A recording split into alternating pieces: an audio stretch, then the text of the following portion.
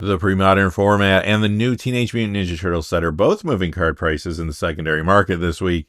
The Magic the Gathering Market Watch begins now. This video is sponsored by Flipside Gaming. Check out flipsidegaming.com for all your gaming needs. Right now you can order Teenage Mutant Ninja Turtles products, pre-order Secrets of Strixhaven products, or find a vast number of other great items on their website. Remember, shipping is free in the US if your order is over $100 or consists only of singles. Just look in the description or comment section below for direct links to their site.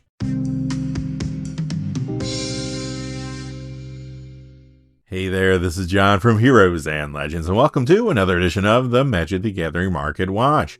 As I said in the cold open, the pre-modern format continues to be a driving force in the secondary market, but there are other factors at play too. In this video, we're going to look at all the cards that have moved at least 20% and $1 in either direction this week. In total, we'll discuss 9 cold cards moving down and 14 hot cards that are jumping in value. Quickly before we get started though, I do want to say thank you to one of our Legend Tier channel members, and that is Miguel Almendras. Miguel, thank you so much for all your support as a channel member. I really appreciate that support as well as your comments on the videos. Thank you very much, Miguel. And now, without any further ado, let's get into it. We'll begin with the top 9 coldest cards of the week, and let's just jump in with number 9. Termination Facilitator, down $1.01 to $2.96. That is a 25% decrease.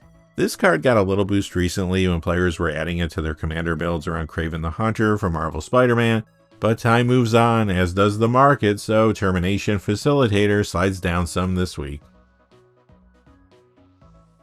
Moving down 2 spots this week to number 8, Donatello Rad Scientist, down $1.11 to $2.41. That's a 32% decrease. This is from the Turtle Team Up product, and a lot of those boxes have been opened over the last couple weeks, so this card is sliding down. However, Donatello Rad Scientist has been seeing commander play both as an upgrade to the Turtle Power Commander deck and as part of the 99 of fresh builds around the front-facing commander from their Heroes in a Half Shell.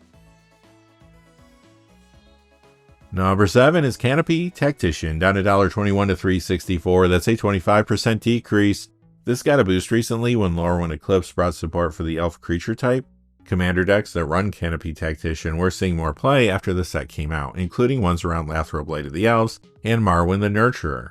This even appears now in commander decks around a couple new cards from Lorwyn Eclipse, Hyperfect Morkan and Marlin Fey Ascendant. However, the market moves fast and has a short attention span, so Canopy Tactician is moving down this week as players and speculators turn their attention to the latest batch of hot cards. Last week, this was number 14 on the hot list. This week it arrives on the cold list at number 6, High Noon, down $1.44 to $3.55. That's a 29% decrease. This has been appearing in multiple formats, but last week the key driver for this price spike was the standard Azorius Tempo deck. That build runs 4 copies of High Noon in the main. However, after the card spiked, many sellers listed copies in order to take advantage of the higher price point, and the supply quickly caught up with demand, leading to the retraction you see here.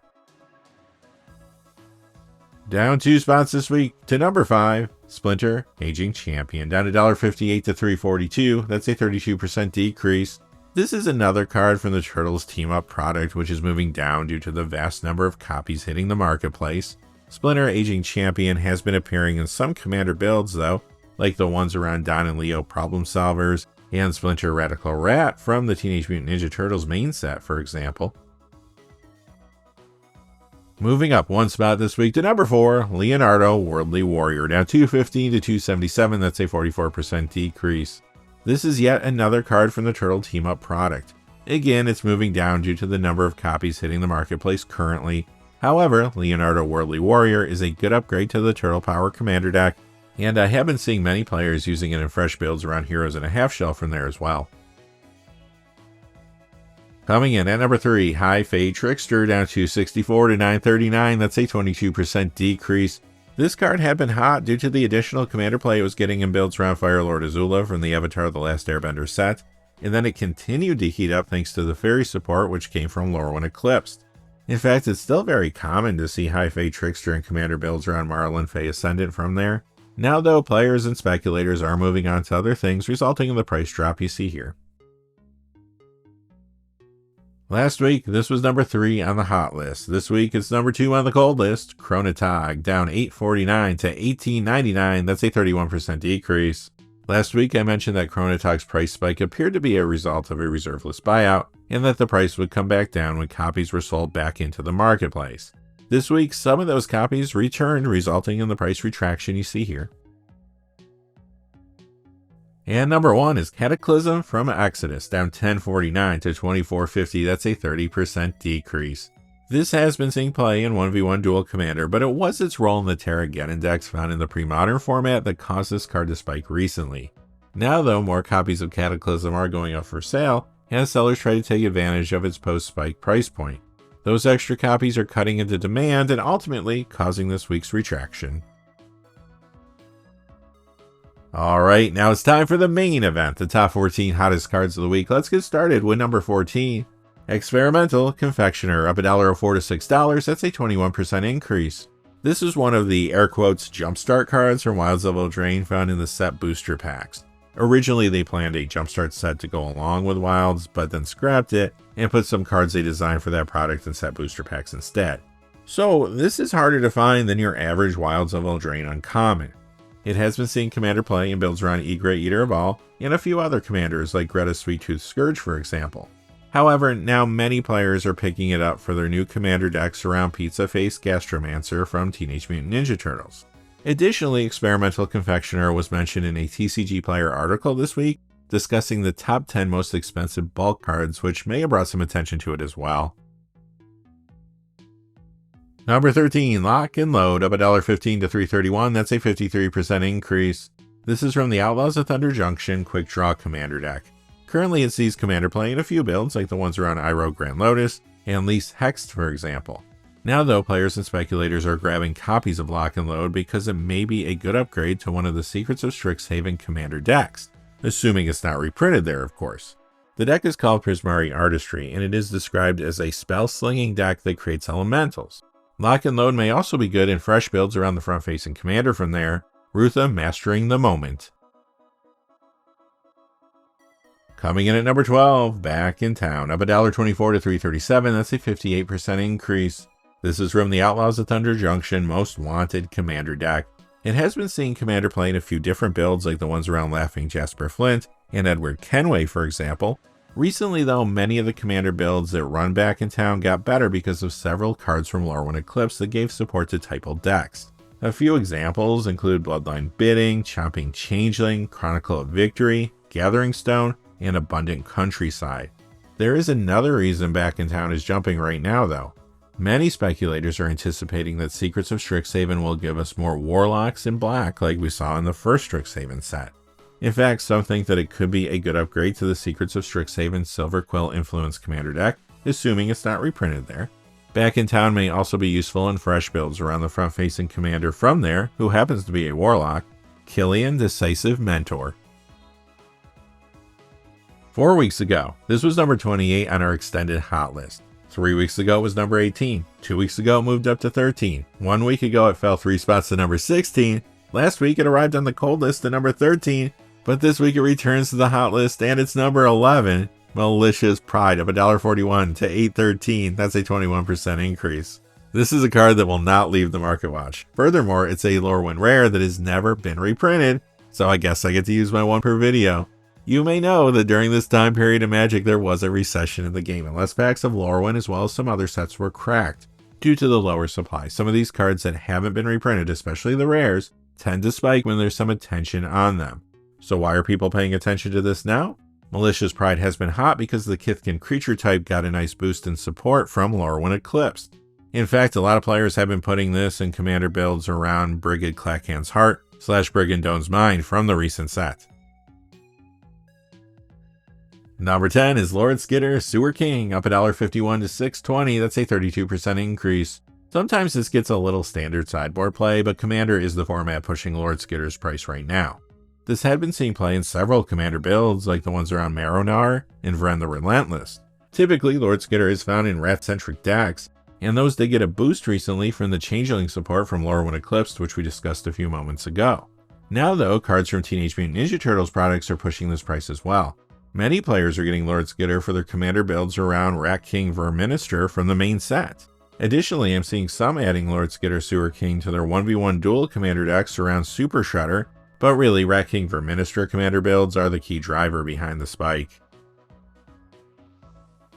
Number 9 is Declaration of Naught, up $2 to $8.28, that's a 32% increase. Well, this is a Morningtide rare that's yet to be reprinted, but I already did use my one per video, so I'll spare you the whole spiel. The question remains though, why are people interested in this now? I have seen it in commander builds around cards like Hydro-Man Fluid Felon and Urtai Wizard Adept, for example, but Declaration of Naught is heating up due to speculation that players will want to play this more in the commander format because of the popularity of builds around Rat King Verminister from TMNT. Rat King builds tend to use Rat Colony and Relentless Rats, which both let you run any number of copies in a deck.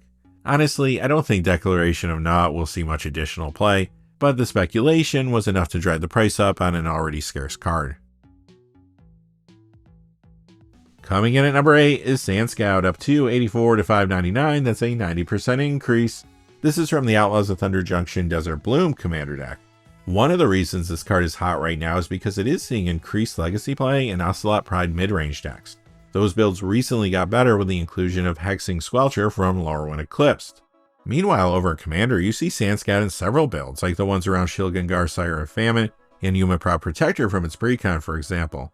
But there is more to this story. Some are speculating that it may be good in future Commander builds around a card from Secrets of Strixhaven. That's Lorehold the Historian. Additionally, others are speculating that Sand Scout may also be a decent upgrade to another one of the Secrets of Strixhaven Commander decks.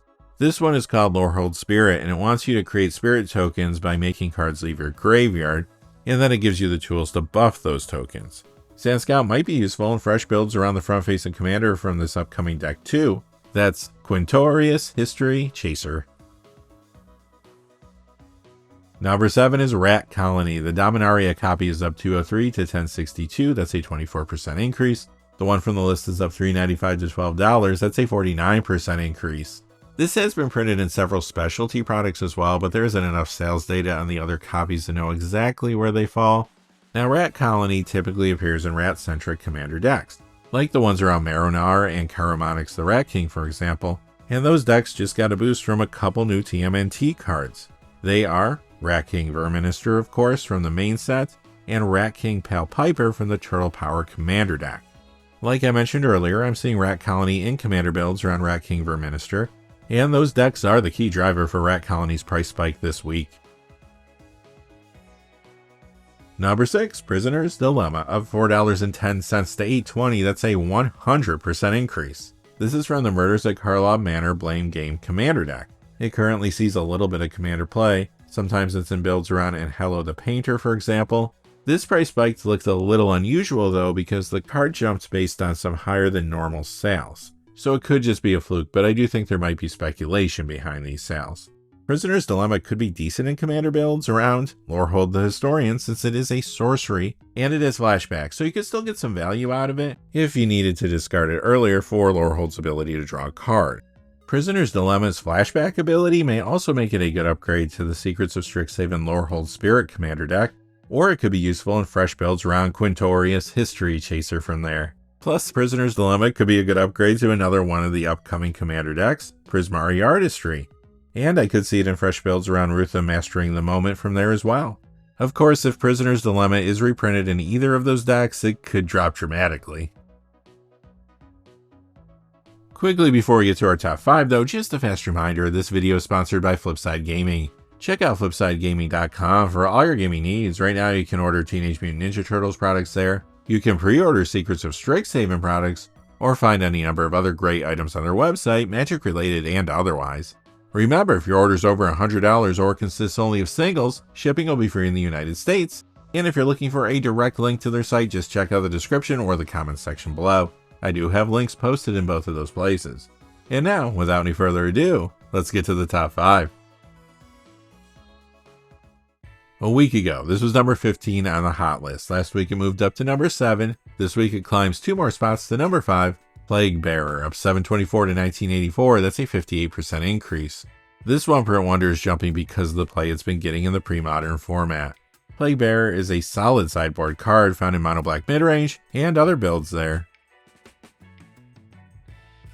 Number 4 is Dream Halls, up 988 to 43.97. That's a 29% increase. This reserve list card does see a little bit of 1v1 dual commander play. It's in builds around Atrex of the Unifier, and it appeared this week in a partner build around a couple cards from the Turtle Power Commander deck. Those commanders were Leonardo the Balance and Michelangelo the Heart. However, the format causing Dream Hall's price to spike now is pre-modern. There's a new take on Mostly Blue Storm that has been kicking around the format for a few months now, and it runs 4 copies of Dream Halls in the main. We'll have to see how the deck performs in the coming weeks and months, but if it does well, Dream Halls could continue to jump. Number 3, Miri's Guile from Tempest, of 15.75 to 48.49. That's a 48% increase. This is spiking simply because it's a 4 of in the very popular pre-modern Selesnya Enchantress decks. It did get reprinted as a Judge promo and a Future Shifted card in Mystery Booster 2, however those copies are pretty scarce and there haven't been enough sales to track their price movements this week. Keep an eye on this card though, it potentially could move up more before it stabilizes. Moving up 2 spots this week to number 2, Meditate, up $30 to $59.99. That's a 100% increase. This reserve list card is also spiking due to its role in the pre-modern format. It's part of the Azorius Lion's Eye Diamond Storm builds there, and those have been performing well since the meta shifted after the banning of Parallax Tide. You see Meditate in the Dream Halls version of Storm as well. A week ago, this was number 12 on the hot list. Last week it jumped to number 4. This week it climbs 3 more spots to number 1. Morphling from Urza Saga, of 46.28 to 78.77. That's a 142% increase if you're doing the math at home. This reserve list card is also spiking because of the play it's been getting in the pre-modern format. Recently I've seen players trying this out in a few different builds there. Many times it comes out of the sideboard to give control decks an additional win condition for post-board games, although sometimes you see it in the main deck too. The Stifle Gnaw and Landstill builds seem to be the ones having the most success with the card so far, but Morphling is definitely one to keep an eye on in the coming weeks and months. Alright, that's going to do it for this episode of the Magic the Gathering Market Watch. Now my plan is to come back tomorrow and live stream some Magic Arena. So until next time, thanks for watching. If you enjoyed the video, please give us a like and subscribe, and have a great day. Hey, thanks for watching. This video is made possible through the generous support of viewers like you on Patreon. Check out the description below for links to our Patreon page as well as our Amazon affiliate store, where a small percentage of all sales will also help support the channel. Finally, if you haven't had a chance yet to subscribe, hit that subscribe button so you don't miss any of the new videos on Heroes and Legends. Talk to you again soon, and have a great day.